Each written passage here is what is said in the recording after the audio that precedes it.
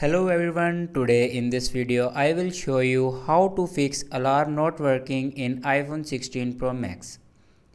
So first of all, before watching this video, don't forget to subscribe the channel and also press the bell icon. So let's start the video. First of all, open app library and then click on utilities. Now click on clock.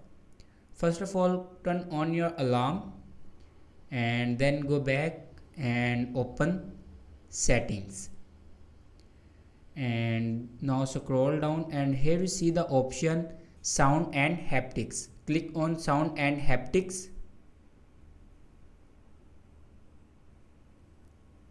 and do your alarm full and turn this change with buttons option on.